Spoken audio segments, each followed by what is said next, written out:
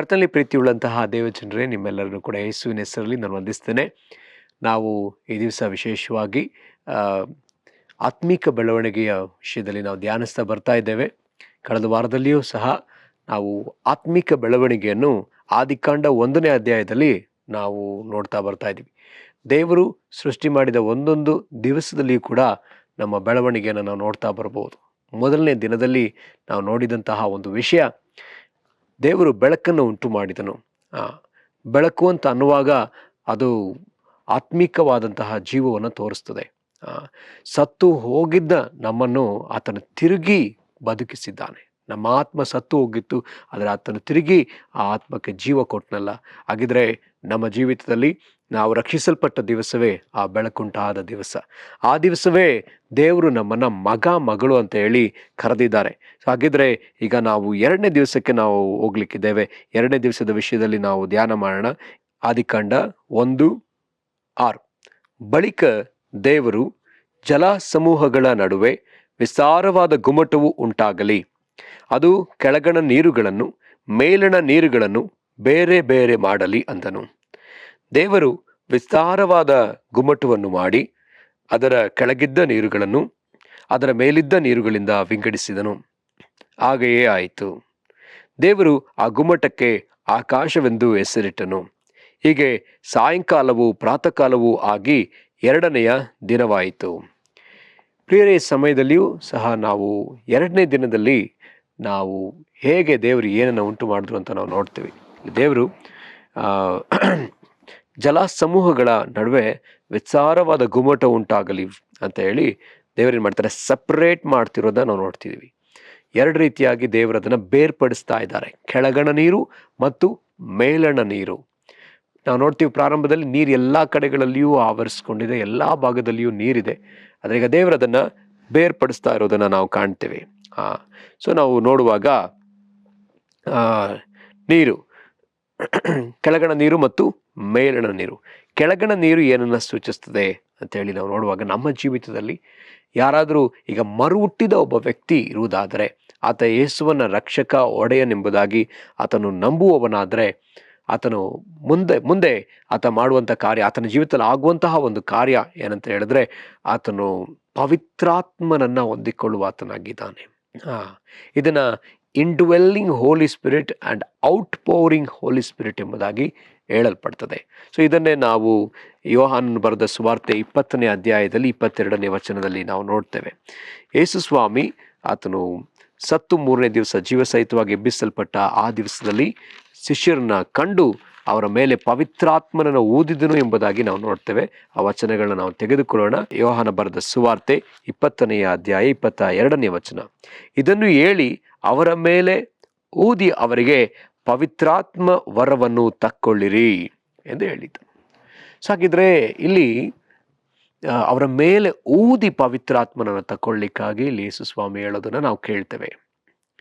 So ಇನ್ನೊಂದು ಕಡೆ ಇದೇ ಸತ್ಯವೇದದಲ್ಲಿ ಊದಿದನು ಎಂಬಂಥ ಪದವನ್ನು ನಾವು ಆದಿಕಾಂಡದಲ್ಲಿ ನಾವು ನೋಡ್ತೇವೆ. ಆದಿಕಾಂಡ 2ನೇ ಅಧ್ಯಾಯದ 7ನೇ ವಚನವನ್ನು ನಾವು ನೋಡ್ಕೊಳ್ಳೋಣ. ಅದರಲ್ಲಿ ಹೀಗೆ ಬರೆಯಲ್ಪಟ್ಟದೆ, ಹೀಗಿರಲು ಯೆಹೋವ ದೇವರು ನೆಲದ ಮಣ್ಣಿನಿಂದ ಮನುಷ್ಯನನ್ನು ರೂಪಿಸಿ ಅವನ ಮೂಗಿನಲ್ಲಿ ಜೀವ ಶ್ವಾಸವನ್ನು ಊದಿದನು, ಆಗ ಮನುಷ್ಯನು ಬದುಕುವ ಪ್ರಾಣಿಯಾದನು. ಸೊ ಹಾಗಿದ್ರೆ ದೇವರು ತನ್ನ ಜೀವವನ್ನು ಆ ಮನುಷ್ಯನೊಳಗಡೆ ಓದಿದ್ದಾನೆ. ಹಾಗೆಯೇ ಆದರೆ ಮನುಷ್ಯ ಪಾಪ ಮಾಡಿದ ಮೇಲೆ ಆತನಲ್ಲಿದ್ದಂಥ ಜೀವ ಆತನನ್ನು ಬಿಟ್ಟು ಹೊರಟು ಹೋಯಿತು. ಆತನು ಆತ್ಮಿಕವಾದ ಮರಣವನ್ನು ಆತ ಅನುಭವಿಸುವುದಕ್ಕೆ ಕಾರಣ ಆಯಿತು. ಆಗಿರೋದ್ರಿಂದಾಗಿ ಇಲ್ಲಿ ಯೇಸು ಸ್ವಾಮಿ ತಿರುಗಿ ಆ ಜೀವವನ್ನು ಅವರಲ್ಲಿ ಊದ್ತಾ ಇದ್ದಾರೆ. ಯಾವ ಅಪೊಸ್ತಲರು ಯೇಸು ಕ್ರಿಸ್ತನನ್ನು ನಂಬಿ ಆತನಿಗಾಗಿ ಕಾಯ್ತಾ ಇದ್ದಾರೋ, ಆತನ ಶಿಷ್ಯರಾಗಿ ಕಾಯ್ತಾ ಇದ್ದಾರೋ, ಆತನನ್ನು ನಂಬಿದ್ದಾರೋ, ನಂಬುವುದು ಮೊದಲನೇ ವಿಚಾರ. ನೆಕ್ಸ್ಟ್ ಆತನಿಗೆ ಕಾದುಕೊಳ್ಳುವಾಗಲೇ ಪವಿತ್ರಾತ್ಮನನ್ನು ನಾವು ಹೊಂದಿಕೊಳ್ಳೋರಾಗ್ತೀವಿ. ಇವರು 3 ದಿನ ಕಾದಿದ್ರು, ಪವಿತ್ರಾತ್ಮನನ್ನು ಅವರು ಪಡ್ಕೊಂಡ್ರು, ಒಳಗೆ ಪವಿತ್ರಾತ್ಮನನ್ನು ಪಡ್ಕೊಳ್ತಾರೆ. ಸೊ ಅದಾದ ನಂತರ ನಾವು ನೋಡ್ತೀವಿ, ಅಪೊಸ್ತಲರಿಗೆ ಲೂಕನು ಬರೆದ ಸುವಾರ್ತೆ 24ನೇ ಅಧ್ಯಾಯದಲ್ಲಿ ಯೇಸು ಸ್ವಾಮಿ ಮತ್ತೊಂದು ಆಜ್ಞೆಯನ್ನು ನಾವು ಕೊಡೋದನ್ನು ನಾವು ನೋಡ್ತೀವಿ. 24ನೇ ಅಧ್ಯಾಯ 49ನೇ ವಚನ. ಇಗೋ, ನನ್ನ ತಂದೆಯು ವಾಗ್ದಾನ ಮಾಡಿದ್ದನ್ನು ನಿಮಗೆ ಕಳುಹಿಸಿಕೊಡುತ್ತೇನೆ. ದೇವರು ಮೇಲಣ ಲೋಕದಿಂದ ನಿಮಗೆ ಶಕ್ತಿಯನ್ನು ಓದಿಸುವ ತನಕ ಈ ಪಟ್ಟಣದಲ್ಲೇ ಕಾದುಕೊಂಡಿರ್ರಿ ಎಂಬುದಾಗಿ. ಇಲ್ಲಿ ಯೇಸು ಸ್ವಾಮಿ ತಂದೆ ವಾಗ್ದಾನ ಮಾಡಿದ್ದನ್ನ ಯೇಸು ಸ್ವಾಮಿ ಈ ಶಿಷ್ಯರಿಗೆ ಜ್ಞಾಪಕ ಮಾಡಿ ಹೇಳ್ತಿದ್ದಾರೆ. ತಂದೆ ವಾಗ್ದಾನ ಮಾಡಿದ್ದನ್ನು ನಿಮ್ಮ ಮೇಲೆ ಅದನ್ನು ನೀವು ಹೊಂದಿಕೊಳ್ಳೋದಕ್ಕೆ, ಆ ಬಲವನ್ನು ಹೊಂದಿಕೊಳ್ಳೋದಕ್ಕೋಸ್ಕರ ಕಾದುಕೊಂಡಿರ್ರಿ. ಕಾದುಕೊಂಡಿರ್ರಿ. ತಂದೆ ಎಲ್ಲಿ ವಾಗ್ದಾನ ಮಾಡಿದನು ಅಂತ ಹೇಳಿ ನೋಡುವಾಗ, ಅದು ಯೋವಲ್ನ ಪ್ರವಾದನೆಯ ಗ್ರಂಥ 2ನೇ ಅಧ್ಯಾಯ 28ನೇ ವಚನದಲ್ಲಿ ನಾವು ಅದನ್ನು ನೋಡ್ತೇವೆ. ಇದು ಅಪೊಸ್ತಲ ಕೃತ್ಯದಲ್ಲಿ ಕೂಡ ಅದು ಉಲ್ಲೇಖ ಮಾಡಲ್ಪಟ್ಟದೆ. ನಾವು ಅದನ್ನು ಅಪೊಸ್ತಲ ಕೃತ್ಯ 2ನೇ ಅಧ್ಯಾಯದಲ್ಲಿಯೂ ಕೂಡ ಅದನ್ನು ನಾವು ನೋಡಬಹುದು. ಅದನ್ನು ನಾವು ತೆಗೆದುಕೊಳ್ಳೋಣ. ಅಪೊಸ್ತಲ ಕೃತ್ಯ 2ನೇ ಅಧ್ಯಾಯ ಅಲ್ಲಿ ಬರೆಯಲ್ಪಟ್ಟಿದೆ, ಕಡೆ ದಿವಸಗಳಲ್ಲಿ ನಾನು ಎಲ್ಲ ಮನುಷ್ಯರ ಮೇಲೆ ನನ್ನ ಆತ್ಮವನ್ನು ಸುರಿಸುವೆನು. ನಿಮ್ಮಲ್ಲಿರುವ ಗಂಡಸರು ಹೆಂಗಸರು ಪ್ರವಾದಿಸುವರು. ನಿಮ್ಮ ಯೌವನಸ್ಥರಿಗೆ ದಿವ್ಯ ದರ್ಶನಗಳಾಗುವವು. ನಿಮ್ಮ ಹಿರಿಯರಿಗೆ ಕನಸುಗಳು ಬೀಳುವವು. ಇದಲ್ಲದೆ ಆ ದಿನಗಳಲ್ಲಿ ನನ್ನ ದಾಸದಾಸಿಯರ ಮೇಲೆ ನನ್ನ ಆತ್ಮವನ್ನು ಸುರಿಸುವೆನು, ಅವರೂ ಪ್ರವಾದಿಸುವರು ಎಂಬುದಾಗಿ. ಸೊ ಇಲ್ಲಿ ದೇವರು ವಾಗ್ದಾನ ಮಾಡಿದ್ದನ್ನು, ತಂದೆಯಾದ ದೇವರು ವಾಗ್ದಾನ ಮಾಡಿದ್ದನ್ನು ನೀವು ಹೊಂದಿಕೊಳ್ಳುವುದಕ್ಕೋಸ್ಕರ ಈ ಪಟ್ಟಣದಲ್ಲೇ ಕಾದುಕೊಂಡಿರ್ರಿ ಎಂಬುದಾಗಿ ಇಲ್ಲಿ ಯೇಸು ಸ್ವಾಮಿ ಹೇಳೋದು ನಾವು ನೋಡ್ತೀವಿ. ಅದೇ ರೀತಿಯಲ್ಲಿ ಈ ಅಪೊಸ್ತಲ ಕೃತ್ಯ 1ನೇ ಅಧ್ಯಾಯದಲ್ಲಿ ಅವರು ಕಾದುಕೊಂಡಿದ್ದಾರೆ. ಅವರು ಉಪವಾಸವಾಗಿ ಅವರು 10 ದಿವಸ ಕಾದುಕೊಂಡಿದ್ದಾರೆ. 10 ದಿವಸ ಕಾದುಕೊಂಡಿದ್ದಾಗ ಅವರ ಮೇಲೆ ಪವಿತ್ರಾತ್ಮನನ್ನು ಅವರು ಹೊಂದಿಕೊಳ್ಳುವರಾಗ್ತಾರೆ. ಹಾಗಿದ್ರೆ ಇಲ್ಲಿ 2 ರೀತಿಯಾದ ಪವಿತ್ರಾತ್ಮನ ಸುರಿಸುವಿಕೆ ನಾವು ನೋಡಲಿಕ್ಕೆ ಸಾಧ್ಯ. ಒಂದು ನಮ್ಮ ಒಳಗೆ, ಇನ್ನೊಂದು ನಮ್ಮ ಮೇಲೆ. ಸೊ ಹಾಗಿದ್ರೆ ಇಲ್ಲಿ 2 ಕಡೆಗಳಲ್ಲಿಯೂ ಪವಿತ್ರಾತ್ಮನ ಬೇಕು. ಹಾಗೆ ನಮ್ಮ ಸುತ್ತುವರೆದು ಕೂಡ ಪವಿತ್ರಾತ್ಮರಿದ್ದಾರೆ, ಅದು ಬೇರೆ ವಿಚಾರ. ನಮ್ಮ ಪವಿತ್ರಾತ್ಮನು ನಮ್ಮ ಮೇಲೆಯೂ ನಮ್ಮ ಒಳಗೂ ನಮ್ಮನ್ನು ಸುತ್ತುವರೆದು ಅವರು ಇರಬೇಕಾದದ್ದು ಅವಶ್ಯಕವಾಗಿದೆ. ನಮ್ಮ ಒಳಗೆ ಪವಿತ್ರಾತ್ಮನು ಯಾಕೆ, ನಮ್ಮ ಹೊರಗೆ ಪವಿತ್ರಾತ್ಮನು ಯಾಕೆ? ಎರಡಕ್ಕೂ ಕೂಡ ಕಾರಣ ಇದೆ. ನಮ್ಮ ಒಳಗೆ ಪವಿತ್ರಾತ್ಮನು ಯಾಕೆ ಅಂತ ಅನ್ನೋದಾದ್ರೆ, ನಾವು ಆತನೊಂದಿಗೆ ಐಕ್ಯವಾಗಿರಲಿಕ್ಕಾಗಿ, ನಾವು ನಮ್ಮನ್ನ ಕರ್ತನೊಂದಿಗೆ ಕಾಪಾಡಿಕೊಳ್ಳುವುದಕ್ಕಾಗಿ, ನಾವು ಪಾಪ ಮಾಡದ ಹಾಗೆ ನಮ್ಮ ಸಂಬಂಧವನ್ನು ಕಾಪಾಡಿಕೊಳ್ಳಿಕ್ಕಾಗಿ ನಮ್ಮೊಳಗಡೆ ಪವಿತ್ರಾತ್ಮನು, ನಮ್ಮೊಳಗಡೆ ಆತ ಪಾಪ, ನೀತಿ, ನ್ಯಾಯ ತೀರುವಿಕೆ ಕುರಿತಾದ ಅರಿವನ್ನು ತರುವುದಕ್ಕೋಸ್ಕರವಾಗಿ ಪವಿತ್ರಾತ್ಮನು, ನಮ್ಮೊಳಗಿದ್ದು ಆತನು ಪ್ರಾರ್ಥಿಸುವುದಕ್ಕಾಗಿ ಪವಿತ್ರಾತ್ಮನು, ನಮ್ಮಲ್ಲಿದ್ದು ಸಾಕ್ಷಿಯನ್ನು ನುಡಿಯುವುದಕ್ಕೋಸ್ಕರವಾಗಿ ಪವಿತ್ರಾತ್ಮನು ನಮ್ಮೊಳಗಡೆ ಇದ್ದಾರೆ. ಮತ್ತು ನಮ್ಮ ಮೇಲೆ ಯಾಕೆ ಅಂತೇಳಿ ನಾವು ನೋಡೋದಾದರೆ, ಹಳೆ ಒಡಂಬಡಿಕೆಯಲ್ಲಿ ಯಾರ ಒಳಗೆಯೂ ಪವಿತ್ರಾತ್ಮರು ಇರಲಿಲ್ಲ, ಆದರೆ ಮೇಲೆ ಇರುವುದನ್ನು ನಾವು ನೋಡ್ತೇವೆ. ಸಂಸೋನನ ಮೇಲೆ ಪವಿತ್ರಾತ್ಮ, ದಾವಿದನ ಮೇಲೆ ಪವಿತ್ರಾತ್ಮ, ಮೋಶೆಯ ಮೇಲೆ ಪವಿತ್ರಾತ್ಮರು. ಸೊ ಎಲ್ಲ ದೇವ ಸೇವಕರುಗಳ ಮೇಲೆ, ಹಿಂದೆ ಇದ್ದಂಥ ಎಲ್ಲ ನಂಬಿಕೆ ನಾಯಕರುಗಳ ಮೇಲೆ ಪವಿತ್ರಾತ್ಮರು ಇದ್ದದನ್ನು ನಾವು ಕಾಣ್ತೇವೆ ಪ್ರಿಯರೇ. ಸೊ ಹಾಗಿದ್ರೆ ಈಗ ನಮ್ಮ ಒಳಗೆಯೂ ಪವಿತ್ರಾತ್ಮರು ಇರಬೇಕು, ನಮ್ಮ ಮೇಲೆಯೂ ಪವಿತ್ರಾತ್ಮರು ಇರಬೇಕಾಗಿದೆ. ಸೊ ಮೇಲೆ ಯಾಕೆ ಅಂತೇಳಿ ನಾವು ನೋಡುವಾಗ, ನಾವು ಬಲವಾಗಿ ಆತನಿಗಾಗಿ ಉಪಯೋಗವಾಗಬೇಕಲ್ಲ. ಇದು ಮತ್ತೊಬ್ಬರಿಗಾಗಿ, ಇತರರಿಗಾಗಿ ನಾವು ಉಪಯೋಗಿಸಲ್ಪಡಬೇಕಾಗಿದೆ. ಒಳಗಿರುವುದು ನಮಗಾಗಿ, ಹೊರಗಿರುವುದು ಇತರರಿಗಾಗಿ. ಇತರರು ಆಶೀರ್ವದಿಸಲ್ಪಡುವುದಕ್ಕೋಸ್ಕರವಾಗಿ, ಇತರರು ನಮ್ಮಿಂದ ಬಿಡುಗಡೆಯನ್ನು ಹೊಂದುವುದಕ್ಕಾಗಿ, ಕರ್ತನ ಸೇವೆಯನ್ನು ಹೊಂದುವುದಕ್ಕಾಗಿ ನಮ್ಮ ಮೇಲೆ ಪವಿತ್ರಾತ್ಮರು ಬರುವುದನ್ನು ನಾವು ಕಾಣ್ತೇವೆ. ಇದನ್ನು ಯೇಸು ಕ್ರಿಸ್ತನ ಜೀವಿತದಲ್ಲಿಯೂ ಕೂಡ ನಾವು ನೋಡ್ತೇವೆ. ಯೇಸು ಕ್ರಿಸ್ತನು ಆತನು ದೀಕ್ಷಾಸ್ಥಾನ ಹೊಂದುವುದಕ್ಕಿಂತ ಮುಂಚಿತವಾಗಿ ಆತನ ಒಳಗೆ ಪವಿತ್ರಾತ್ಮರಿದ್ದದನ್ನು ನಾವು ನೋಡ್ತೀವಿ. ಆತನು ಪವಿತ್ರಾತ್ಮನಿಂದ ನಡೆಸಲ್ಪಟ್ಟವನಾಗಿ ಆತ ಉಪವಾಸ ಮಾಡಲ್ಪಟ್ಟನು ಅನ್ನೋದು ನಾವು ನೋಡ್ತೀವಿ. ಆತ ಪವಿತ್ರಾತ್ಮನಿಂದ ತುಂಬಲ್ಪಟ್ಟವನಾಗಿ, ಬಲದಿಂದ ತುಂಬಲ್ಪಟ್ಟವನಾಗಿ ಆತನು ಆ ಅಡವಿಯಿಂದ ಹೊರಗೆ ಬಂದ ಎಂಬುದಾಗಿ ನಾವು ನೋಡ್ತೀವಿ. ಸೊ ಪವಿತ್ರಾತ್ಮನು ಯೇಸುವಿನ ಒಳಗೂ ಇದ್ದಾರೆ, ಮೇಲೆಯೂ ಇದ್ದಾರೆ. ಅದಕ್ಕಾಗಿಯೇ ಯೇಸು ಸ್ವಾಮಿ ಕರ್ತನಿಗಾಗಿ ಬಲವಾಗಿ ತಂದೆಯ ದೇವರ ಕೆಲಸವನ್ನು ಅವರು ಮಾಡಲಿಕ್ಕೆ ಸಾಧ್ಯವಾಯಿತು. ಅನೇಕ ಅದ್ಭುತ ಕಾರ್ಯಗಳು ನಡೀಲಿಕ್ಕೆ ಸಾಧ್ಯವಾಯಿತು. ಈ ದಿವಸ ನಮ್ಮ ಜೀವಿತಗಳಲ್ಲಿ ಕೂಡ ಇರುವ ಒಂದೇ ಕೊರತೆ, ಸಭೆಗಳಿರತಕ್ಕಂಥ ಒಂದೇ ಕೊರತೆ ಏನಂದ್ರೆ ಪವಿತ್ರಾತ್ಮ. ಸೊ ನಾವು ಒಬ್ಬೊಬ್ಬರೂ ಕೂಡ ಪವಿತ್ರಾತ್ಮನಿಂದ ತುಂಬಲ್ಪಡಬೇಕಂತ ಹೇಳಿ ದೇವರು ಅಪೇಕ್ಷಿಸುವವರಾಗಿದ್ದಾರೆ. ಯಾಕೆ ನಾವು ಪವಿತ್ರಾತ್ಮನನ್ನು ಹೊಂದಿಕೊಳ್ಬೇಕು? ಒಂದು, ಪವಿತ್ರಾತ್ಮನ ಹೊಂದ್ಕೊಳ್ಬೇಕು ಕಾರಣ ಎಂದರೆ ಯೇಸು ಕ್ರಿಸ್ತನ ಸೇವೆಯಲ್ಲಿ ಪವಿತ್ರಾತ್ಮರಿದ್ರು. ಹಾಗೆ ನಾವು ನೋಡೋದಾದ್ರೆ ಅಪೊಸ್ತಲರ ಸೇವೆಯಲ್ಲಿ ಪವಿತ್ರಾತ್ಮರವರ ಮೇಲೆಯೂ ಅವರ ಒಳಗೆಯೂ ಇದ್ರು. ಹಾಗೆಯೇ ನಾವು ನೋಡೋದಾದರೆ ಹೊಸ ಒಡಂಬಡಿಕೆಯಲ್ಲಿ ಪೌಲನ ಪತ್ರಿಕೆಗಳನ್ನು ನಾವು ನೋಡ್ತೇವೆ. ಎಫೆಸದವರಿಗೆ ಬರೆದ ಪತ್ರಿಕೆಯಲ್ಲಿ ಪೌಲನ ಈ ರೀತಿಯಲ್ಲಿ ಹೇಳೋದನ್ನು ನಾವು ಕಾಣ್ತೇವೆ, ನೀವು ಪವಿತ್ರಾತ್ಮನಿಂದ ತುಂಬಲ್ಪಟ್ಟವರಾಗಿರ್ರಿ ಎಂಬುದಾಗಿ. ಸೊ ಹಾಗಿದ್ರೆ ನಾವು ಪವಿತ್ರಾತ್ಮನಿಂದ ತುಂಬಲ್ಪಡಬೇಕಾಗಿದೆ. ಪವಿತ್ರಾತ್ಮನಿಂದ ಪ್ರೇರೇಪಿಸಲ್ಪಟ್ಟು ಪ್ರಾರ್ಥಿಸುವವರಾಗಿರ್ರಿ. ಪವಿತ್ರಾತ್ಮನಿಂದ ಪ್ರಾರ್ಥಿಸ್ರಿ. ಪವಿತ್ರಾತ್ಮನ ಮೂಲಕವಾಗಿ ದುರಭ್ಯಾಸಗಳನ್ನ ನಾಶಪಡಿಸ್ರಿ ಎಂಬುದಾಗಿ. ಸೊ ಪ್ರಿಯರಾಗಿದ್ದರೆ ನಮಗೆ ಪವಿತ್ರಾತ್ಮನ ಅವಶ್ಯಕತೆ ತುಂಬ ಇದೆ. ಯೇಸು ಕ್ರಿಸ್ತನ ಅವಶ್ಯಕತೆ ಯೇಸು ಇದ್ದ ದಿವಸಗಳಲ್ಲಿ ಎಷ್ಟಿತ್ತು, ಈಗ ಯೇಸು ಕ್ರಿಸ್ತನ ಸಮಯ ಮುಗಿದದೆ. ಇದು ಪವಿತ್ರಾತ್ಮನ ಸಮಯ, ಇದು ಪವಿತ್ರಾತ್ಮನ ಚಲಿಸುವ ಸಮಯ. ಈ ಸಮಯದಲ್ಲಿ ನಾವು ಆತನಿಗೆ ನಡ್ಕೊಳ್ಳಬೇಕಾಗಿದೆ. ತಂದೆಯ ದೇವರಿದ್ದ ಸಮಯ ಒಂದು, ಯೇಸು ಕ್ರಿಸ್ತನಿದ್ದ ಒಂದು ಸಮಯ, ಈಗ ಪವಿತ್ರಾತ್ಮನ ಸಮಯ. ನಾವು ಪವಿತ್ರಾತ್ಮನ ಸಮಯದಲ್ಲಿದ್ದೇವೆ. ಆತನಿಗೆ ನಾವು ವಿಧೇಯರಾಗಿ ನಡ್ಕೊಳ್ಳಬೇಕಾಗಿದೆ. ಆತನ ಆಜ್ಞೆಗಳನ್ನ ಕೈಗೊಂಡು ನಡೆಯಬೇಕಾಗಿದೆ. ತಂದೆಯ ದೇವರ ಸಮಯದಲ್ಲಿ ನಾವು ನೋಡುವುದಾದ್ರೆ ಅನೇಕರು ತಂದೆಯ ದೇವರ ಮಾತಿಗೆ ಅವಿಧೇಯರಾದರು. ಯೇಸು ಕ್ರಿಸ್ತನ ಸಮಯದಲ್ಲಿ ನೋಡೋದಾದ್ರೆ ಯೇಸು ಕ್ರಿಸ್ತನ ಮಾತಿಗೆ ಅನೇಕರು ಅವಿಧೇಯರಾದರು. ಅದೇ ಪವಿತ್ರಾತ್ಮನ ಸಮಯದಲ್ಲಿ ನಾವು ನೋಡೋದಾದ್ರೆ ಪವಿತ್ರಾತ್ಮನ ಮಾತಿಗೂ ಅವಿಧೇಯತೆ ನಾವು ಕಾಣ್ತಾ ಇದೆ. ಸೊ ಹಾಗಿರೋದ್ರಿಂದ ನಾವು ಪವಿತ್ರಾತ್ಮನಿಂದ ತುಂಬಲ್ಪಡುವುದಾದರೆ ಒಳಗೂ ಹೊರಗೂ ನಾವು ಆತನಿಗಾಗಿ ಬಲವಾಗಿ ಜೀವಿಸಬಹುದು, ಆತನ ಚಿತ್ತವನ್ನು ಮಾಡಬಹುದು, ಆತನ ರಾಜ್ಯವನ್ನು ನಾವು ಕಟ್ಟಬೇಕಾಗಿದೆ. ಹಾಗಿದ್ರೆ ನಾವು ಈಗ ಮತ್ತೊಂದು ಹಂತದಲ್ಲಿ ನಾವು ಬೆಳೀತಾ ಇದ್ದೇವೆ. ಶಿಶು ಅವಸ್ಥೆ, ಒಬ್ಬ ವ್ಯಕ್ತಿ ಆತ ಕ್ರಿಸ್ತನ ಒಳಗೆ ಬಂದು ಆತ ರಕ್ಷಿಸಲ್ಪಟ್ಟಾಗ ಆತ ಮಗುವಿನಂತಿದ್ದಾನೆ.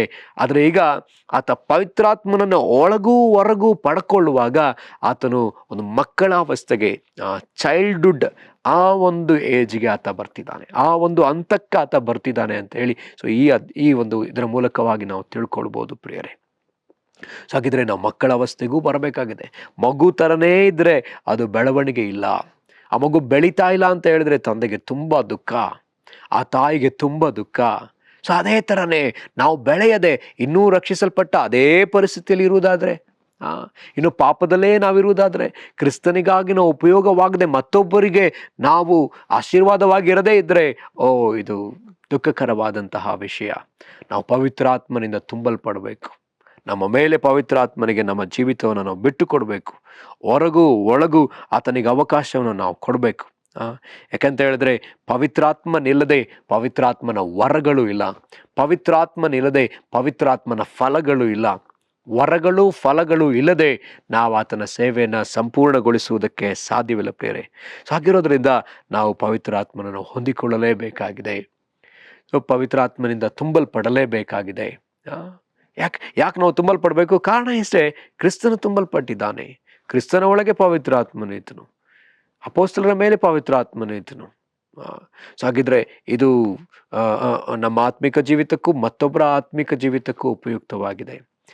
ಇಲ್ಲದೆ ನಾವೇನಾದರೂ ಪವಿತ್ರಾತ್ಮನನ್ನು ಹೊಂದಿಕೊಳ್ಳದೆ ಇರುವವರಾದರೆ ಈಗ ಶೀಘ್ರದಲ್ಲಿ ನಾವು ಆತನೊಂದಿಗೆ ನಾವು ಪ್ರಾರ್ಥಿಸೋಣ, ಆತನ ಹತ್ರ ನಾವು ಕೇಳೋಣ. ಯಾಕಂತ ಹೇಳಿದ್ರೆ ದೇವರ ವಾಕ್ಯ ಹೀಗೆ ಹೇಳ್ತದೆ. ಮತ್ತಾಯನು ಬರೆದ ಸುವಾರ್ತೆ 7ನೇ ಅಧ್ಯಾಯದಲ್ಲಿ 7ನೇ ವಚನ, ಬೇಡಿಕೊಳ್ಳ್ರಿ ನಿಮಗೆ ದೊರೆಯುವುದು, ಹುಡುಕಿರಿ ನಿಮಗೆ ಸಿಕ್ಕುವುದು, ತಟ್ಟಿರಿ ನಿಮಗೆ ತೆರೆಯುವುದು. ಹುಡುಕಿರಿ ನಿಮಗೆ ಹುಡುಕುವವನಿಗೆ ವಾಕ್ಯ ಹೇಳ್ತದೆ. ಮತ್ತೊಂದು ಸರಿ ಓದೋಣ. ಮತ್ತಾಯ 7:7, ಬೇಡಿಕೊಳ್ಳಿರಿ ನಿಮಗೆ ದೊರೆಯುವುದು, ಹುಡುಕಿರಿ ನಿಮಗೆ ಸಿಕ್ಕುವುದು, ತಟ್ಟಿರಿ ನಿಮಗೆ ತೆರೆಯುವುದು. ಯಾಕೆಂದರೆ ಬೇಡಿಕೊಳ್ಳುವ ಪ್ರತಿಯೊಬ್ಬನು ಹೊಂದುವನು, ಹುಡುಕುವವನಿಗೆ ಸಿಕ್ಕುವುದು, ತಟ್ಟುವವನಿಗೆ ತೆರೆಯುವುದು. ನಿಮ್ಮಲ್ಲಿ ಯಾವನಾದರೂ ರೊಟ್ಟಿ ಕೇಳಿದ ಮಗನಿಗೆ ಕಲ್ಲನ್ನು ಕೊಡುವನೇ? ಮೀನನ್ನು ಕೇಳಿದರೆ ಅವನ್ನು ಕೊಡುವನೇ? ಹಾಗಾದರೆ ಕೆಟ್ಟವರಾದ ನೀವು ನಿಮ್ಮ ಮಕ್ಕಳಿಗೆ ಒಳ್ಳೆ ಪದಾರ್ಥಗಳನ್ನು ಕೊಡಬಲ್ಲವರಾದರೆ ಪರಲೋಕದಲ್ಲಿರುವ ನಿಮ್ಮ ತಂದೆಯು ತನ್ನನ್ನು ಬೇಡಿಕೊಳ್ಳುವವರಿಗೆ ಎಷ್ಟೋ ಹೆಚ್ಚಾಗಿ ಒಳ್ಳೆಯ ವರವನ್ನು ಕೊಡುವನಲ್ಲವೇ? ಇದೇ ವಿಚಾರವನ್ನ ಲೂಕನು ಬರೆದ ಸುವಾರ್ತೆ 11ನೇ ಅಧ್ಯಾಯದಲ್ಲಿ ಇನ್ನೂ ಸ್ವಲ್ಪ ವ್ಯತ್ಯಾಸವಾಗಿ ನಾವು ಓದ್ತೇವೆ. ಅದನ್ನು ಲೂಕನು ಬರೆದ ಸುವಾರ್ತೆ 11ನೇ ಅಧ್ಯಾಯನ ನಾವು ತೆಗೆದುಕೊಳ್ಳೋಣ. ಅದರಲ್ಲಿ ಹೀಗೆ ಬರೆಯಲ್ಪಟ್ಟದೆ. ಲೂಕನು ಬರೆದ ಸುವಾರ್ತೆ 11ನೇ ಅಧ್ಯಾಯ 13ನೇ ವಚನ, ಹಾಗಾದರೆ ಕೆಟ್ಟವರಾದ ನೀವು ನಿಮ್ಮ ಮಕ್ಕಳಿಗೆ ಒಳ್ಳೆಯ ಪದಾರ್ಥಗಳನ್ನು ಕೊಡಬಲ್ಲವರಾದರೆ ಪರಲೋಕದಲ್ಲಿರುವ ನಿಮ್ಮ ತಂದೆಯು ತನ್ನನ್ನು ಬೇಡಿಕೊಳ್ಳುವವರಿಗೆ ಎಷ್ಟೋ ಹೆಚ್ಚಾಗಿ ಪವಿತ್ರಾತ್ಮ ವರವನ್ನು ಕೊಡುವನಲ್ಲವೇ ಅಂದನು. ಸೊ ಹಾಗಿದ್ರೆ ಪರಲೋಕ ಪವಿತ್ರಾತ್ಮ ವರವನ್ನು ನಮ್ಮ ಮೇಲೆ ಕೊಡಬೇಕೆಂದು ಅಪೇಕ್ಷಿಸ್ತಾ ಇದೆ, ಕಾಯ್ತಾ ಇದೆ. ಆದರೆ ನಾವು ಅದನ್ನು ಕೇಳಿ ಪಡ್ಕೊಳ್ಬೇಕಾಗಿದೆ. ಅದಕ್ಕಾಗಿ ಪರಲೋಕದ ಬಾಗಿಲನ್ನು ತಟ್ಟಬೇಕಾಗಿದೆ. ಅದಕ್ಕಾಗಿ ನಾವು ಕರ್ತನನ್ನು ಹುಡುಕಬೇಕಾಗಿದೆ. We must seek. ನಾವು ಆತನಿಗೆ ಅದಕ್ಕಾಗಿ ತವಕಿಸಬೇಕಾಗಿದೆ. ಅದನ್ನು ಆತನ ಬಳಿಯಲ್ಲಿ ನಾವು ಕೇಳಬೇಕಾಗಿದೆ. ಪವಿತ್ರಾತ್ಮನ ವರವನ್ನು ಕೊಡು ಸ್ವಾಮಿ, ಪವಿತ್ರಾತ್ಮನ ಬಲವನ್ನು ನನಗೆ ಕೊಡು ಸ್ವಾಮಿ ಎಂಬುದಾಗಿ ನಾವು ಕೇಳಬೇಕಾಗಿದೆ. ಇದನ್ನೇ ಯೇಸು ಸ್ವಾಮಿಯು ಕೂಡ ತನ್ನ ಲೂಕನು ಬರೆದ ಸುವಾರ್ತೆ 12ನೇ ಅಧ್ಯಾಯದಲ್ಲಿ ಹೀಗೆ ಹೇಳೋದನ್ನು ನಾವು ನೋಡ್ತೀವಿ. 49ನೇ ವಚನ, ನಾನು ಬೆಂಕಿಯನ್ನು ಭೂಮಿಯ ಮೇಲೆ ಹಾಕಬೇಕೆಂದು ಬಂದೆನು, ಅದು ಇಷ್ಟರೊಳಗೆ ಹತ್ತಿಕೊಂಡಿದ್ದರೆ ನನಗೆ ಎಷ್ಟೋ ಸಂತೋಷ. ಹಾಗಿದ್ರೆ ಇಲ್ಲಿ ಯೇಸುಸ್ವಾಮಿ ಹೇಳುವಂಥ ವಿಚಾರದಲ್ಲಿ ನಾವು ನೋಡೋದಾದ್ರೆ, ಯೇಸು ಈ ಲೋಕಕ್ಕೆ ಬಂದಿದ್ದು ಸಮಾಧಾನ ಹುಟ್ಟಿಸುವುದಕ್ಕಾಗಿ ಅಲ್ಲ, ಬದಲಾಗಿ ಬೆಂಕಿಯನ್ನು ಹಾಕುವುದಕ್ಕಾಗಿ ಬಂದರು ಎಂಬುದಾಗಿ ನಾವು ನೋಡ್ತೇವೆ. ಪವಿತ್ರಾತ್ಮನ ಬೆಂಕಿ, ನಾವು ಆತನಿಗಾಗಿ ವೈರಾಗ್ಯವಾಗಿ ಜೀವಿಸುವುದಕ್ಕಾಗಿರುವ ಬೆಂಕಿ. ನಾವು ತಣ್ಣಗೂ ಅಲ್ಲದೆ ಬೆಚ್ಚಗೂ ಅಲ್ಲದೆ ಜೀವಿಸದೆ ನಾವು ಆತನಿಗಾಗಿ ಉರಿಯಬೇಕು. ನಾವು ಕರ್ತನ ಮಕ್ಕಳಾಗಿರುವುದಾದರೆ ನಾವು ಆತನಿಗಾಗಿ ಪವಿತ್ರಾತ್ಮನಿಂದ ತುಂಬಲ್ಪಟ್ಟವರಾಗಿ ಉಪಯೋಗವಾಗುವವರಾಗಿದ್ದೇವೆ. ನಾವು ಪವಿತ್ರಾತ್ಮನಿಂದ ಹೊರಗು ಪವಿತ್ರಾತ್ಮನ ಹೊಂದಿಕೊಳ್ಳುವಾಗ ಮಾತ್ರವೇ ನಾವು ಮಕ್ಕಳ ಹಂತದಲ್ಲಿದ್ದೇವೆ. ಯಾಕಂದರೆ ನಾವು ಹಳೆ ಒಡಂಬಡಿಕೆಯಲ್ಲಿ ಆದಿಕಾಂಡ 1ನೇ ಅಧ್ಯಾಯದ 6ನೇ ವಚನದಲ್ಲಿ ನೋಡಿದ ಪ್ರಕಾರ ಆತನು ಆ ಭೂಮಿಯ ಸೃಷ್ಟಿಯ ಕ್ರಮದಲ್ಲಿ 2ನೇ ದಿನದಲ್ಲಿ ಆತ ಮಾಡಿದ ಒಂದು ಕಾರ್ಯ, ಮೇಲಣ ನೀರು ಕೆಳಗಣ ನೀರನ್ನ ಆತ ಬೇರ್ಪಡಿಸ್ತಾ ಇದ್ದಾನೆ. ನೀರೆಲ್ಲ ಕಡೆಗಳಲ್ಲಿಯೂ ಆವರಿಸ್ಕೊಂಡಿದೆ. ಅದನ್ನು ಬೇರ್ಪಡಿಸುವುದನ್ನು ನಾವು ಕಾಣ್ತೇವೆ. ಯಾಕೆ ಕೆಳಗಣ ನೀರು, ಯಾಕೆ ಮೇಲಣ ನೀರು? ಕೆಳಗಣ ನೀರು ಅಂದರೆ ಸಮುದ್ರದಲ್ಲಿ ನೀರಿಲ್ಲ ಅಂದರೆ ಏನಾಗ್ತದೆ, ಭೂಮಿಯ ಮೇಲೆ ನೀರಿಲ್ಲ ಅಂದರೆ ಏನಾಗ್ತದೆ? ಅನೇಕ ರೀತಿಯಾದ ಸಮಸ್ಯೆಗಳಾಗಲಿಕ್ಕೆ ಸಾಧ್ಯತೆ ಇದೆ. ಕೆಳಗೆ ನೀರಿಲ್ಲ ಅಂತ ಹೇಳಿದ್ರೆ ಮೇಲೆ ನೀರು ಬರೋದಿಲ್ಲ, ಮೇಲೆ ನೀರಿಲ್ಲ ಅಂದರೆ ಕೆಳಗೆ ನೀರು ಬರೋದಿಲ್ಲ. ಎರಡು ಕಡೆಗಳಲ್ಲಿಯೂ ನೀರು ಬೇಕಾಗಿದೆ. ಎರಡು ಕಡೆಗಳಲ್ಲಿಯೂ ನೀರು ಬೇಕಾಗಿದೆ. ಸೊ ಹಾಗಿದ್ರೆ ಎರಡೂ ನೀರನ್ನ ನಾವು ನೋಡೋದಾದರೆ ವ್ಯತ್ಯಾಸಕರವಾಗಿದೆ. ಸಮುದ್ರದಲ್ಲಿ ನಮ್ಮ ಭೂಮಿಯಲ್ಲಿ 75 ಭಾಗ ನೀರು ತುಂಬಿಕೊಂಡಿದೆ. ಇದನ್ನು ನಾವು ವಿಶ್ವಾಸಿಗಳಿಗೆ ಹೋಲಿಕೆ ಮಾಡೋದಾದರೆ ಮೇಲಣ ನೀರನ್ನ ನಾವು ಅಪೊಸ್ತಲರಿಗೆ ಹೋಲಿಕೆ ಮಾಡಬಹುದು. ಮೇಲಣ ನೀರು.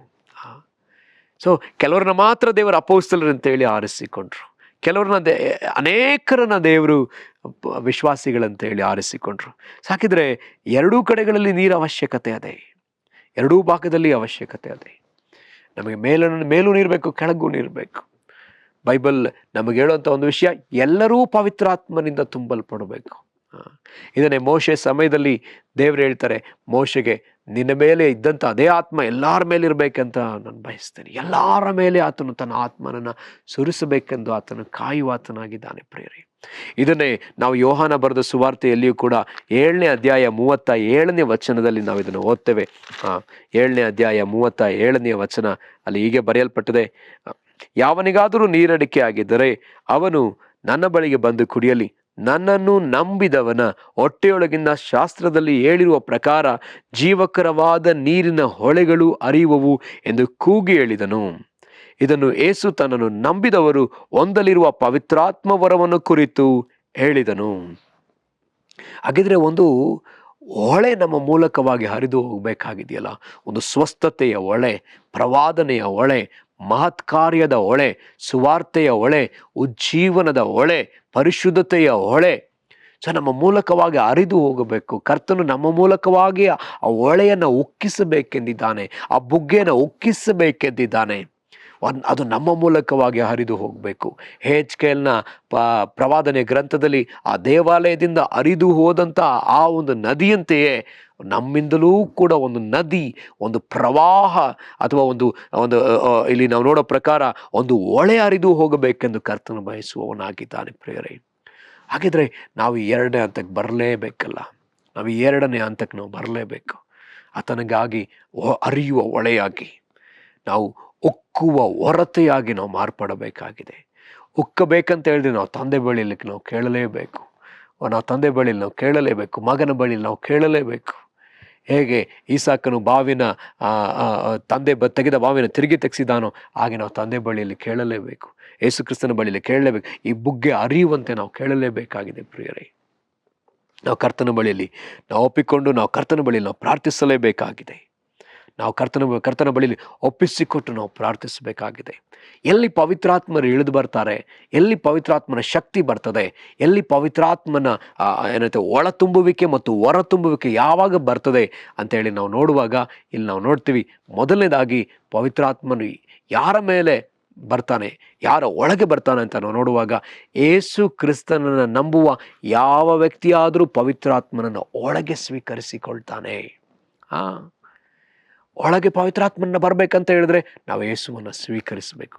ಯೇಸುವೇ ರಕ್ಷಕ, ಯೇಸುವೇ ಒಡೆಯ, ಯೇಸು ನನ್ನ ಪಾಪಕ್ಕಾಗಿ ನನ್ನ ಶಾಪಕ್ಕಾಗಿ ಆತನು ಶಿಲುಬೆಯಲ್ಲಿ ಒಡೆಯಲ್ಪಟ್ಟನು, ಆತನು ಹೂಡಲ್ಪಟ್ಟನು, ಸತ್ತವರೊಳಗಿಂದ ಜೀವ ಸಹಿತವಾಗಿ ಎಬ್ಬಿಸಲ್ಪಟ್ಟನು ಎಂಬುದಾಗಿ ನಂಬುವಾಗ ಯೇಸು ಕ್ರಿಸ್ತನ ರಕ್ತ ನಮ್ಮ ಮೇಲೆ ಬರ್ತದೆ. ಆ ರಕ್ತವನ್ನು ನೋಡುವಾಗ ಪವಿತ್ರಾತ್ಮ ನಮ್ಮ ಮೇಲೆ ಇಳಿದು ಬರುವವರಾಗಿದ್ದಾರೆ. ಮತ್ತು ಯಾರ ಮೇಲೆ ಪವಿತ್ರಾತ್ಮರು ಬರ್ತಾರೆ, ಯಾರು ತಮ್ಮನ್ನ ಶುದ್ಧೀಕರಿಸಿಕೊಳ್ಳುತ್ತಾರೋ, ಯಾರು ತಮ್ಮನ್ನ ತಾವು ಕ್ರಮಪಡಿಸಿಕೊಳ್ತಾರೋ, ಪವಿತ್ರಾತ್ಮನಿಗೆ ಮೆಚ್ಚುಗೆಯಾಗಿ ನಡ್ಕೊಳ್ತಾರೋ, ಅವರಿಗಾಗಿ ತವಕಿಸ್ತಾರೋ, ಕಾಯ್ತಾ ಇರ್ತಾರೋ, ಅವರ ಮೇಲೆ ಪವಿತ್ರಾತ್ಮರು ಬರ್ತಾರೆ. ಪವಿತ್ರಾತ್ಮನನ್ನ ನಾವು ಪಾರಿವಾಳಕ್ಕೆ ಹೋಲಿಕೆ ಮಾಡಿದೆ. ಬೈಬಲ್ನಲ್ಲಿ ಪಾರಿವಾಳಕ್ಕೆ ಹೋಲಿಕೆ ಮಾಡಲಾಗಿದೆ, ನೀರಿಗೆ ಹೋಲಿಕೆ ಮಾಡಲಾಗಿದೆ, ಒಂದು ಬಿರುಗಾಳಿಗೆ, ಬೆಂಕಿಗೆ ಹೋಲಿಕೆ ಮಾಡಲಾಗಿದೆ. ಈ ರೀತಿ ನಾವು ಪವಿತ್ರಾತ್ಮನ ಆ ವಿಚಾರಕ್ಕೂ ಈ ವಿಚಾರಕ್ಕೂ ಹೋಲಿಕೆ ಮಾಡಿಕೊಂಡು ಅದರಲ್ಲಿ ಮಾತ್ರ ನೋಡ್ತಾ ಇದ್ರೆ ನಾವು ಇದನ್ನು ಹೊಂದಿಕೊಳ್ಳೋದಕ್ಕಾಗೋದಿಲ್ಲ. ಪವಿತ್ರಾತ್ಮನ ಒಬ್ಬ ವ್ಯಕ್ತಿ ಅನ್ನೋದನ್ನು ನಾವು ಅರ್ಥ ಮಾಡ್ಕೊಳ್ಬೇಕಾಗಿದೆ. ಅದನ್ನು ಅರ್ಥ ಮಾಡಿಕೊಂಡು ಆ ವ್ಯಕ್ತಿಯೊಂದಿಗೆ ನಾವು ಒಂದಾಗಬೇಕು, ಆತನೊಂದಿಗೆ ಐಕ್ಯವಾಗಬೇಕು. ಆಗ ನಾವು ಪವಿತ್ರಾತ್ಮನನ್ನು ಹೊಂದಿಕೊಳ್ತೇವೆ, ಆತನ ಬಲವನ್ನು ನಾವು ಹೊಂದಿಕೊಳ್ತೇವೆ. ಆತನಿಗಾಗಿ ಕಾದಿರಬೇಕಾಗಿದೆ, ಆತನಿಗೋಸ್ಕರ ನಮ್ಮನ್ನು ಶುದ್ಧೀಕರಿಸಿಕೊಳ್ಳಬೇಕಾಗಿದೆ. ಯೇಸು ಕ್ರಿಸ್ತನ ಜೀವಿತದಲ್ಲಿ ನಾವು ನೋಡೋದಾದರೆ ಆತನ ಮೇಲೆ ಪವಿತ್ರ ಆತ್ಮನು ಇಳಿದು ಬಂದನು. ಕಾರಣ ಆತನ 40 ದಿವಸ ಅಡವಿಯಲ್ಲಿ ಕಾದಿದ್ದ. ಹಾಗೆಯೇ ನಾವು ನೋಡ್ತೀವಿ, ಪವಿತ್ರ ಆತ್ಮನ ಅಪೊಸ್ತಲರ ದಿವಸಗಳಲ್ಲಿ ಅವರೂ ಕೂಡ ಕಾದಿದ್ರು. ಸುಮಾರು 10 ದಿವಸ ಅವರು ಕಾದಿದ್ದಾರೆ. ಅವರ ಮೇಲೆಯೂ ಪವಿತ್ರಾತ್ಮನ ಶಕ್ತಿ ಇಳಿದು ಬಂದಿತ್ತು. ಹಾಗೆ ಪ್ರಿಯರೇ, ಅಪೊಸ್ತಲರ ಕೃತ್ಯದಲ್ಲಿ ತಿರುಗಿ ನಾವು ನೋಡ್ತೇವೆ, ಅವರ ಮೇಲೆ ಪವಿತ್ರಾತ್ಮನ ಅಭಿಷೇಕ ಇಳಿದು ಬಂದಿತ್ತು. ಅವರೆಲ್ಲರೂ ಕೂಡ ಮಹತ್ಕಾರ್ಯಗಳನ್ನ ಮಾಡೋದಕ್ಕೆ ಪ್ರಾರಂಭಿಸಿದ್ರು. ಅನ್ಯ ಭಾಷೆಗಳಲ್ಲಿ ಮಾತನಾಡಿದ್ರು, ಬೇರೆ ಬೇರೆ ವಿಧವಾದ ಭಾಷೆಗಳಲ್ಲಿ ಮಾತನಾಡಿದ್ರು. ಕರ್ತನಿಗಾಗಿ ಬಲವಾಗಿ ಅವರು ಸಾಕ್ಷಿಯನ್ನು ಹೇಳುವವರಾದರು ಅನ್ನೋದನ್ನು ನಾವು ನೋಡ್ತೇವೆ. ಹಾಗಿದ್ದರೆ ನಮಗೆ ಪವಿತ್ರಾತ್ಮನ ಅವಶ್ಯಕತೆ ಅಧಿಕವಾಗಿ ಇದೆ. ಸಭೆಗೆ ಪವಿತ್ರಾತ್ಮನ ಅವಶ್ಯಕತೆ ಅಧಿಕವಾಗಿ ಇದೆ. ಪವಿತ್ರಾತ್ಮನಿಲ್ಲದ ಸಭೆ ಅದು ಸಂಸೋನನು ಹೇಗೆ ಕೂದಲಿಲ್ಲದ ಸಂಸೋನನಾಗಿ ಅವನು ಫಿಲಿಸ್ಟಿಯರ ಕೈಗೆ ಸಿಕ್ಕಿಕೊಂಡು ಆ ಒಂದು ಹೊರಳಿಸುವ ಕಲ್ಲಿನ ಪಕ್ಕದಲ್ಲಿ ಕೂತ್ಕೊಂಡಿದ್ನೋ, ಅದೇ ರೀತಿಯಲ್ಲಿ ತಲೆ ಬೋಳಿಸಲ್ಪಟ್ಟ ಸಂಸೋನನಂತೆ ಪವಿತ್ರಾತ್ಮನು. ಆದರೆ ಸಂಸೋನನು ತಿರುಗಿ ಆತನು ದೇವರ ಬಳಿಯಲ್ಲಿ ಕೇಳಿದಾಗ ಆತನ ಕೂದಲು ತಿರುಗಿ ಬೆಳೆಯೋದಕ್ಕೆ ಪ್ರಾರಂಭಿಸ್ತು. ಆತನ ಮೇಲೆ ಪವಿತ್ರಾತ್ಮನ ಶಕ್ತಿ ಬಂತು. ಆತನ ಜೀವ ಸಹಿತ ಇದ್ದಂಥ ದಿನಗಳಲ್ಲಿ ಕೊಲ್ಲದಷ್ಟು ಶತ್ರುಗಳನ್ನು ಆತನು ಸಾಯುವಾಗ ಕೊಂದು ಮುಗಿಸಿದ. ಸೊ ಪ್ರಿಯರೇ, ಹಾಕಿದರೆ ನಾವು ಶತ್ರುವಿನ ಕಾರ್ಯಗಳನ್ನ ನಾವು ನಾಶ ಮಾಡುವುದಕ್ಕಾಗಿ ಕರೆಯಲ್ಪಟ್ಟವರಾಗಿದ್ದೇವಲ್ಲ. ಹಾಗಿದ್ರೆ ಈ ಹಂತಕ್ಕೆ ನಾವು ಬರಲೇಬೇಕಲ್ಲ. ನಾವು ಈ ಹಂತಕ್ಕೆ ಬರಲೇಬೇಕು. ಪವಿತ್ರಾತ್ಮನಿಂದ ನಾವು ತುಂಬಲ್ಪಡಲೇಬೇಕು. ಶತ್ರುವಿನ ಕಾರ್ಯಗಳನ್ನ ನಾವು ಲಯಪಡಿಸಲೇಬೇಕು. ಹಾಗಿದ್ರೆ ನಾವು ಪವಿತ್ರಾತ್ಮನನ್ನು ಹೊಂದಿಕೊಳ್ಳಬೇಕು. ನಾವು ಪರಿಶುದ್ಧರಾಗಿರ್ಬೇಕಂದ್ರೆ ಪವಿತ್ರಾತ್ಮನ ಹೊಂದಿಕೊಳ್ಬೇಕು. ಹಾಗೆಯೇ ನಾವು ಕರ್ತನಿಗಾಗಿ ಬಲವಾಗಿ ಸೇವೆ ಸಲ್ಲಿಸುವುದಕ್ಕೆ ಪವಿತ್ರಾತ್ಮನ ಶಕ್ತಿಯೂ ಬೇಕು. ಯೇಸು ಕ್ರಿಸ್ತನಿಗೆ ಅದು ಬೇಕಾಗಿತ್ತು. ಅಪೊಸ್ತಲರಿಗೆ 12 ಅಪೊಸ್ತಲರಿಗೆ ಅದು ಅವಶ್ಯಕತೆ ಇತ್ತು. ಪೌಲನಿಗೆ ಅದು ಅವಶ್ಯಕತೆ ಇತ್ತು. ಮತ್ತೆ ಈ ದಿನದ ವಿಶ್ವಾಸಿಗಳಿಗದು ಅವಶ್ಯಕತೆ ಅದೇ. ಮತ್ತು ನಾವು ನೋಡ್ತೇವೆ, ಸ್ಥಾನಿಕನಾದ ಯೋಹಾನನು ಕೂಡ ಆತನು ಹುಟ್ಟಿದಂದಿನಿಂದ ಆ ದಿವಸದಲ್ಲಿ ಆತನ ಹೊಟ್ಟೆ ಒಳಗಡೆ ಇದ್ದಾಗಿನಿಂದಲೇ ಆತನು ಪವಿತ್ರಾತ್ಮ ಭರಿತನಾಗಿದ್ದನು. ಸೊ ನಾವು ಪವಿತ್ರಾತ್ಮ ಭರಿತರಾಗಿರಬೇಕಾಗಿದೆ. ಕರ್ತನ ಸೇವೆ ಇದು ಸಾಧಾರಣವಾದದಲ್ಲ. ಇದು ಮನುಷ್ಯನ ಬಲದಿಂದ ಮಾಡುವಂಥದ್ದಲ್ಲ, ಮನುಷ್ಯನ ಬುದ್ಧಿಯಿಂದ ಮಾಡುವಂಥದ್ದಲ್ಲ. ಬದಲಾಗಿ ಇದು ಪವಿತ್ರಾತ್ಮನ ಶಕ್ತಿಯಿಂದ ಮಾಡಲ್ಪಡುವಂಥದ್ದು. ಈ ಕ್ರೈಸ್ತಿಯ ಜೀವಿತವೂ ಕೂಡ ಅಷ್ಟೇ. ನಮ್ಮ ಸ್ವಂತ ಬಲದಿಂದಲೋ ಸ್ವಂತ ಸಾಮರ್ಥ್ಯದಿಂದಲೋ ಇದು ಸಾಧ್ಯವಿಲ್ಲ. ನಾವು ಯಾವುದೋ ಪಾಪವನ್ನು ಸ್ವಂತ ಬಲಶಕ್ತಿಯಿಂದ ಮಾಡಿ ಅದನ್ನು ಜಯಿಸುವುದಕ್ಕೆ ಸಾಧ್ಯವಿಲ್ಲ. ನಾವು ನಮ್ಮ ಪರಿಶುದ್ಧವಾದ ಜೀವಿತವನ್ನು ನಮ್ಮ ಶಕ್ತಿಯಿಂದ ನಾವು ಇದು ಮಾಡಿ ಮುಗಿಸೋದಕ್ಕಾಗೋದಿಲ್ಲ. ಪವಿತ್ರಾತ್ಮನ ಸಹಾಯ ನಮಗೆ ಬೇಕೇ ಬೇಕದೆ. ಅದಕ್ಕಾಗಿ ಯೇಸು ಕ್ರಿಸ್ತನು ಯೋಹಾನ ಬರೆದ ಸುವಾರ್ತೆ 14ನೇ ಅಧ್ಯಾಯದಲ್ಲಿ ಹೇಳ್ತಾನೆ, ನಾನು ತಿರುಗಿ ಹೋಗುವುದಾದರೆ ಆತನನ್ನು ಕಳಿಸಿಕೊಡ್ತೇನೆ, ನಿಮಗೆ ಬೇರೊಬ್ಬ ಸಹಾಯಕನನ್ನು ಕಳಿಸಿಕೊಡ್ತೇನೆ. ನಮಗೊಬ್ಬ ಸಹಾಯಕನಿದ್ದಾನೆ, ಆ ಕೃಪೆಯ ಆತ್ಮನು, ಸತ್ಯದ ಆತ್ಮನು, ತಂದೆಯ ಆತ್ಮನು, ಪವಿತ್ರ ಆತ್ಮನು ಆತ ನಮ್ಮೊಳಗೆ ಬೇಕಿದೆಯಲ್ಲ. ಹಾಗಿದ್ರೆ ಆತನಿಗೆ ತಕ್ಕಂತೆ ನಮ್ಮ ಜೀವಿತವನ್ನು ಶುದ್ಧೀಕರಿಸಿಕೊಳ್ಬೇಕು, ಆತನಿಗೆ ಯೋಗ್ಯವಾಗಿ ನಾವು ನಡ್ಕೊಳ್ಳಬೇಕಾಗಿದೆಯಲ್ಲ. ಹಾಗಿದ್ರೆ ಈ ಸಮಯದಲ್ಲಿ ನಮ್ಮನ್ನು ಒಪ್ಪಿಸಿಕೊಟ್ಟು ನಾವು ಪ್ರಾರ್ಥಿಸೋಣ, ನಮ್ಮನ್ನು ಬಿಟ್ಟು ಕೊಡೋಣ, ಪವಿತ್ರಾತ್ಮನಿಗೆ ನಾವು ಒಪ್ಪಿಸಿಕೊಡೋಣ. ನಾವು ಬರೀ ಆತನನ್ನು ಒಂದು ಗಾಳಿಯಾಗಿಯೋ, ಒಂದು ಬೆಂಕಿ ಅಂತೆಯೋ, ಅಥವಾ ಒಂದು ನೀರಂತೆಯೋ ನಾವು ಅಂದುಕೊಂಡಿದ್ದೇವೋ, ಒಂದು ಆಬ್ಜೆಕ್ಟ್, ಒಂದು ವಸ್ತುವಿನ ಥರ ಪವಿತ್ರಾತ್ಮನನ್ನು ನೋಡ್ತಾ ಇದ್ದೇವೋ. ಹಾಗಿದ್ರೆ ಇವತ್ತು ನಾವು ಮಾಡಿಕೊಂಡ ಗ್ರಹಿಕೆಯನ್ನು ನಾವು ಬದಲಾಯಿಸಿಕೊಳ್ಳೋಣ. ಪವಿತ್ರಾತ್ಮನು ಆತ ವ್ಯಕ್ತಿಯಾಗಿದ್ದಾನೆ. ನಾವು ಯಾರಾದರೂ ನಮ್ಮ ಜೊತೆ ಮಾತಾಡ್ಲಿಕ್ಕಿಲ್ಲ ಅಂತ ಹೇಳಿದ್ರೆ, ನಮ್ಮ ಜೊತೆ ಯಾರು ನಮ್ಮ ಜೊತೆ ಮಾತಾಡ್ತಾ ಇಲ್ಲ, ನಮ್ಮನ್ನು ಪ್ರೀತಿಸೋರು ಯಾರು ಇಲ್ಲ, ನಮ್ಮ ಜೊತೆ ಸಮಯ ಕಳೆಯೋದಕ್ಕೆ ಯಾರು ಇಲ್ಲ ಅಂತ ಅನ್ನುವಾಗ ನಾವು ಎಷ್ಟು ಹರ್ಟ್ ಆಗ್ತೀವಿ. ಸೊ ಹಾಗಿರೋದ್ರಿಂದ ನಮಗೆ ಪವಿತ್ರಾತ್ಮನು ಕೂಡ ಹಾಗೆ ಒಬ್ಬ ವ್ಯಕ್ತಿಯಾಗಿದ್ದಾನೆ. ಆತನೊಂದಿಗೆ ನಾವು ಸಮಯ ಕಳೆಯಬೇಕಂತ ಆತ ಬಯಸ್ತಾನೆ, ಆತನೊಂದಿಗೆ ನಾವು ಮಾತಾಡಬೇಕಂತ ಆತ ಬಯಸ್ತಾನೆ. ಹಾಗಿದ್ರೆ ನಾವು ಈ ಸಮಯದಲ್ಲಿ ನಾವು ಪ್ರಾರ್ಥನೆ ಮಾಡೋಣ, ನಮ್ಮನ್ನು ಒಪ್ಪಿಸಿಕೊಡೋಣ, ಪವಿತ್ರಾತ್ಮನ ಜೊತೆಯಲ್ಲಿ ನಾವು ಸಮಯ ಕಳೆಯೋದಕ್ಕೆ ನಾವು ಪ್ರಾರಂಭಿಸೋಣ. ಯಾವ ಸಂಗತಿಗಳೆಲ್ಲ ನಾವು ಮಾಡುವಾಗ ಪವಿತ್ರಾತ್ಮನಿಂದ ತುಂಬಲ್ಪಡುವ ಅನುಭವ ಆಗುತ್ತೋ ನಾವು ಅದನ್ನು ಅಧಿಕವಾಗಿ ಮಾಡೋಣ. ಕೆಲವೊಬ್ಬರಿಗೆ ಬೈಬಲ್ ಓದುವಾಗ ಪವಿತ್ರಾತ್ಮನಿಂದ ತುಂಬಲ್ಪಡುವಂಥ ಅನುಭವ ಆಗಬಹುದು, ಕೆಲವರಿಗೆ ಪ್ರಾರ್ಥನೆ ಮಾಡುವಾಗ ಪವಿತ್ರಾತ್ಮನಿಂದ ತುಂಬಲ್ಪಡುವ ಅನುಭವ ಆಗಬಹುದು, ಇನ್ನು ಕೆಲವರಿಗೆ ಅವರು ಅನ್ಯ ಭಾಷೆಗಳನ್ನ ಮಾತಾಡುವಾಗ, ಇನ್ನು ಕೆಲವರಿಗೆ ವಿಜ್ಞಾಪನೆಗಳನ್ನ ಮಾಡುವಾಗ ಅವರು ತುಂಬಲ್ಪಡುವ ಅನುಭವ ಆಗ್ಬೋದು. ಅದಕ್ಕಾಗಿ ನಾವು ಹೇಗಾದರೂ ಸರಿ ಒಟ್ಟಾರೆ ನಾವು ಪವಿತ್ರಾತ್ಮನಿಂದ ತುಂಬಲ್ಪಡಬೇಕು. ಪ್ರಾರ್ಥಿಸೋಣ. ಕರ್ತನೇ, ನಿನಗೆ ಸ್ತೋತ್ರ ಸಲ್ಲಿಸ್ತೇವೆ, ನಿನಗೆ ಮಹಿಮೆ ಸಲ್ಲಿಸುತ್ತೇವೆ ಸ್ವಾಮಿ. ವಿಶೇಷವಾದ ರೀತಿಯಲ್ಲಿ ನೀವು ನಡೆಸಬೇಕಾಗಿ ನಾವು ಕೇಳ್ತೀವಪ್ಪ. ಅಪ್ಪ, ಈ ಎರಡನೆಯ ಹಂತ, ಹೌದು ಸ್ವಾಮಿ, ನಾವು ಮಕ್ಕಳಾಗಿದ್ದೇವೆ ಸ್ವಾಮಿ. ಕರ್ತನೆ, ನಾವು ಮಕ್ಕಳ ಹಂತಕ್ಕೆ ಬಂದಿರೋದಾದರೆ ನಮ್ಮ ಒಳಗೂ ನಮ್ಮ ಹೊರಗೂ ನಮ್ಮ ಮೇಲೆಯೂ ಪವಿತ್ರಾತ್ಮನು ನಮಗೆ ಬೇಕಲ್ಲ. ಕರ್ತನೆ, ನಮಗೆ ಸಹಾಯ ಮಾಡು. ಮೇಲಣದ ನೀರನ್ನು ಕೆಳಗಣ ನೀರನ್ನು ನೀವು ಬೇರ್ಪಡಿಸಿದೆಯಲ್ಲ ಸ್ವಾಮಿ. ಕರ್ತನೆ, ನಮ್ಮೊಳಗೆಯೂ ಪವಿತ್ರಾತ್ಮನನ್ನು ಸುರಿಸು, ನಮ್ಮ ಮೇಲೆಯೂ ಸುರಿಸು. ಕರ್ತನೆ, ಯಾರಿನ್ನೂ ಹೊಂದಿಕೊಳ್ಳಲಿಲ್ಲವೋ ಅವರು ಹೊಂದಿಕೊಳ್ಳಲಿ, ಪವಿತ್ರಾತ್ಮನ ಬಲವನ್ನು ಹೊಂದಿಕೊಳ್ಳಲಿ, ಪವಿತ್ರಾತ್ಮನನ್ನು ಒಳಗೆ ಹೊಂದಿಕೊಳ್ಳಲಿ, ನಿನಗಾಗಿ ಪರಿಶುದ್ಧವಾಗಿ ಜೀವಿಸಲಿ, ವೈಯಕ್ತಿಕ ಜೀವಿತ ದೊಡ್ಡ ಲಾಭವನ್ನ ಕರ್ತನೆ ಅವರು ಅನುಭವಿಸಲಿ ಸ್ವಾಮಿ. ಅಂತರ್ಯದಲ್ಲಿ ಬಲ ಹೊಂದಿಕೊಳ್ಳಲಿ ಕರ್ತನೆ, ಹೊಂದಿಕೊಂಡು ನಿನ್ನ ಕರ್ತನೆ ಕಾರ್ಯವನ್ನು ಅವರು ಮಾಡುವವರಾಗಲಿ ಕರ್ತನೆ. ಒಂದು ದೊಡ್ಡ ಸೈನ್ಯವಾಗಿ ಕರ್ತನೆ ದೇವಜನ ಎಬ್ಬಿಸಲ್ಪಡಲಿ ಕರ್ತನೆ. ನೀನು ಹಾಗೆ ಮಾಡುವುದಕ್ಕಾಗಿ ಸ್ತೋತ್ರ. ಅನೇಕರು ಕಾಯ್ತಾ ಇದ್ದಾರಪ್ಪ. ಅಪ್ಪ, ಅವರ ಮೇಲೆ ನಿನ್ನ ಆತ್ಮನನ್ನು ಸುರಿಯ ಮಾಡು, ಆತ್ಮನ ಬಲವನ್ನು ಸುರಿಯ ಮಾಡು ಸ್ವಾಮಿ. ಅಪ್ಪ, ಒಂದು ದೊಡ್ಡ ಸೈನ್ಯ ನಿನಗಾಗಿ ಎದ್ದೇಳಲಿ ಕರ್ತನೆ. ಹಾಗೆ ನೀವು ಎಬ್ಬಿಸುವ ಕರ್ತನಾಗಿದ್ದಿರಲ್ಲ, ಅದಕ್ಕಾಗಿ ಸ್ತೋತ್ರ. ಮಹಿಮೆ ನಿಮಗೆ ಸಲ್ಲಿಸುತ್ತೇವೆ ಸ್ವಾಮಿ.